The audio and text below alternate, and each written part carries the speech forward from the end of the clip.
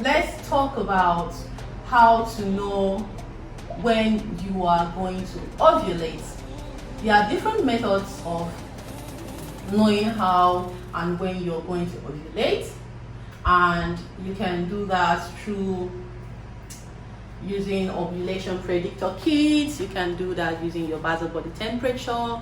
You can use that through knowing the change of consistency of the cervical mucus, or you call it vaginal mucus. Sometimes you know that sometimes you see it's very sticky, but when it turns somehow transparent, like somehow watery, like that of an egg white, and stretchy, you know that you have come to your fertile period.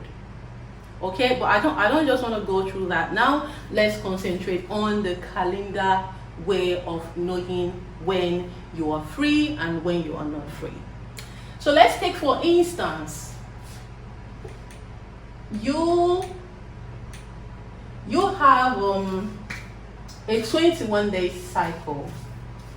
Let's take, for instance, now that you have a 21-day cycle and you are not even sure when you are going to ovulate. Let me tell you what to do. The menstrual cycle has 3 phases: the follicular phase, the ovulatory phase, and the luteal phase. The luteal phase is fairly consistent, about 14 days before the next menstruation.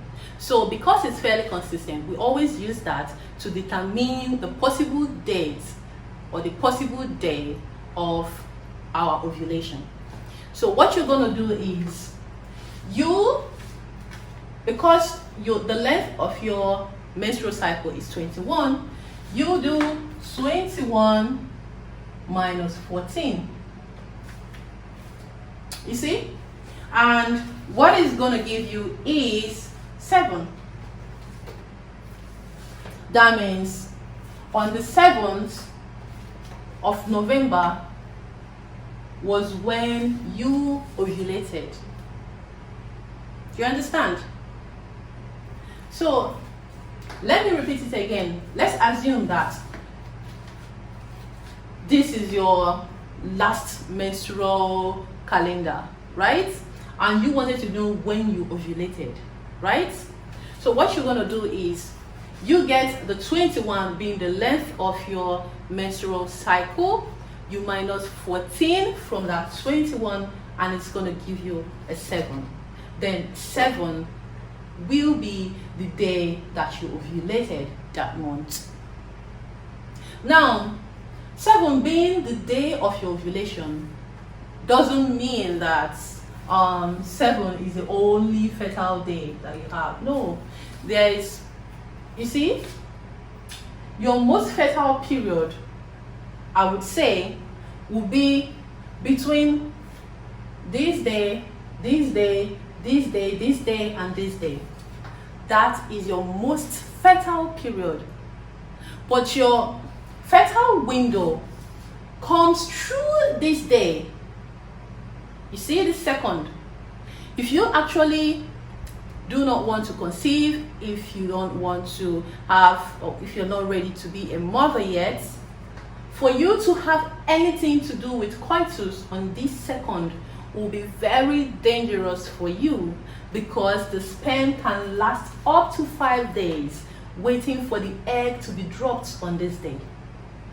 So you see, let's take for instance that you had coitus on this day, right?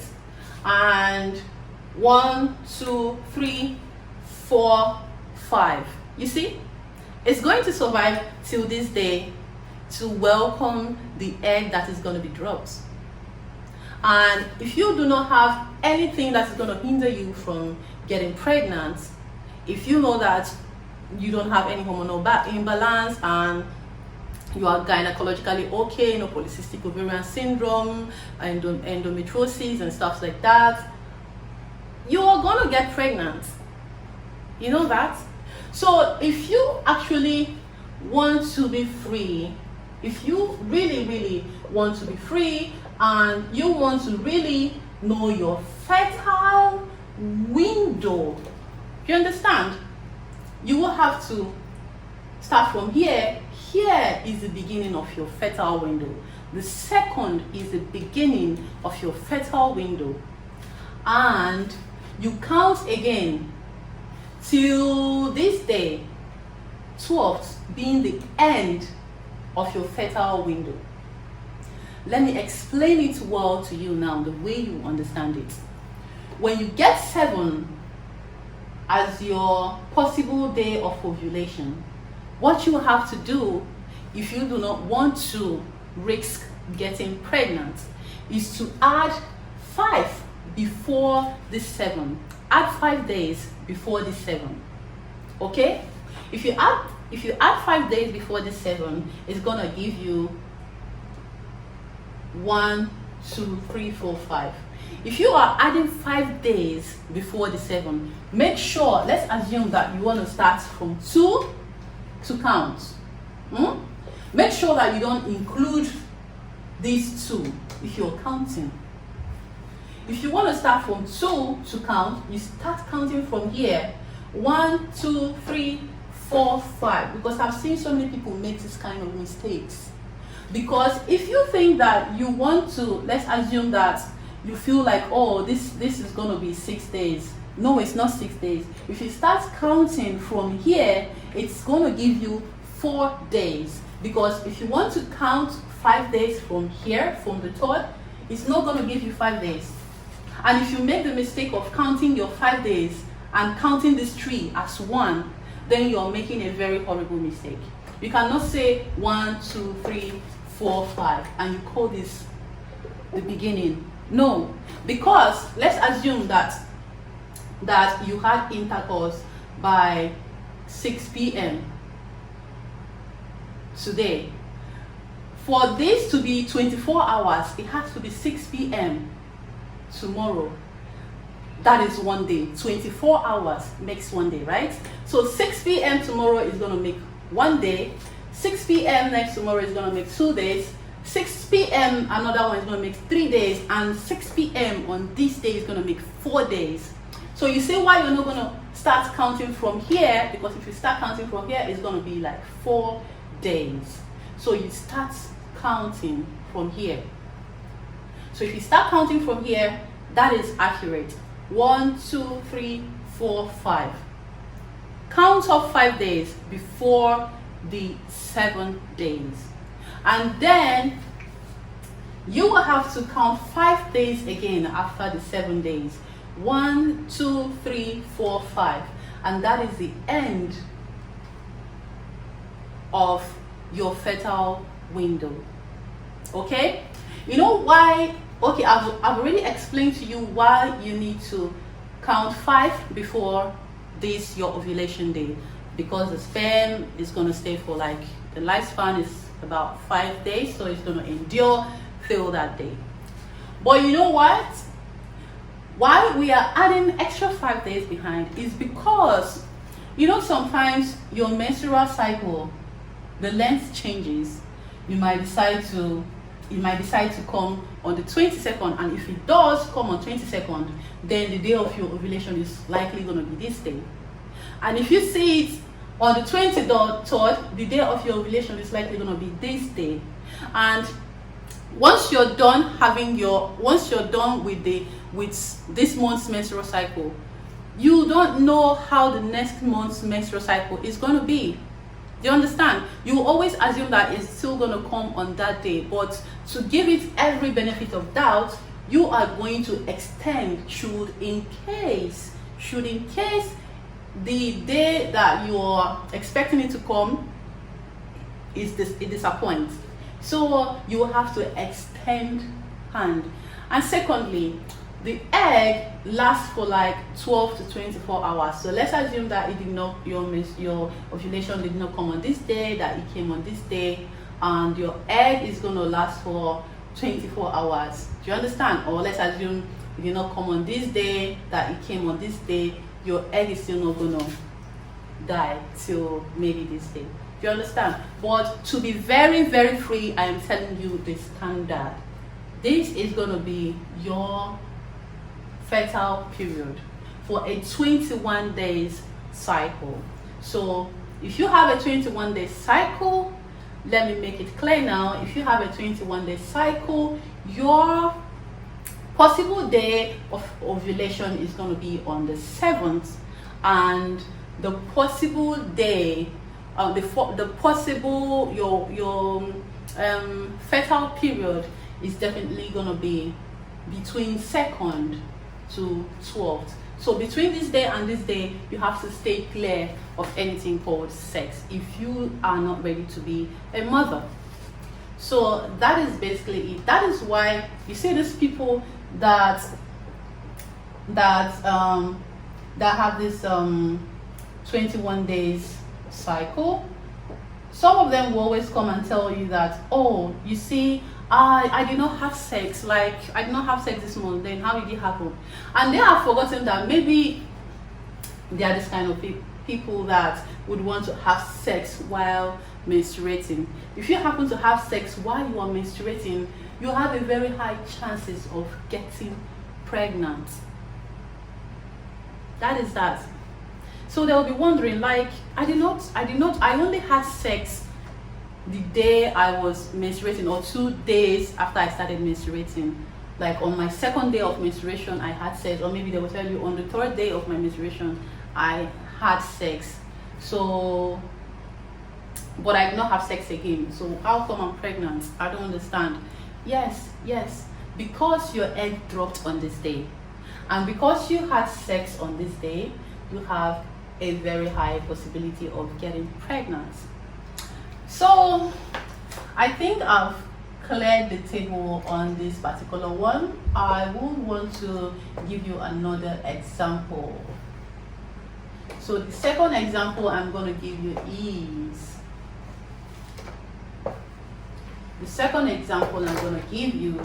is, a 30 days cycle. So if you have a 30 days cycle and you don't know when you are supposed to be ovulating or when you're going to ovulate, you will just still follow the same procedure. Minus 14 from 30 and you get 16. Just minus 14 from 30 and you get 16. So it means that you are going to ovulate possibly on the 16th day. And again, if you want to know your fertile window and you are not ready to be a mother yet, you will still have to add 5 days before this 15th and 5 days again after the 16th. So you see, for you to add 5 days before the 16th, you will start counting from here. Add 5 days before the 16th. If you want to start counting from here, you will not include the 16. You count 1, 2, 3, 4, 5. This is the 5th day. And if you want to add 5 days from here, you will have to start counting from this one. 1, 2, 3, 4, 5. So whichever way you want to start counting, don't include that particular number. It doesn't matter. If you want to start counting from here, don't include this number as 1. If you want to start counting from here, don't include this number as 1. So if you want to start counting from 11, that means 1, 2, 3, 4, 5. And if you want to start counting from here, 1, 2, 3, 4, 5. So count 5 days before the 16th and 5 days after the 16th. This is your fertile period. So if you have anything to do, if you have coitus from this day, you are possibly going to get pregnant. because of the exact thing I said before, you are going to get pregnant. Let's assume that you had sex this day. You have a very high chances, let's say 20% chances of getting pregnant, and your chances increases.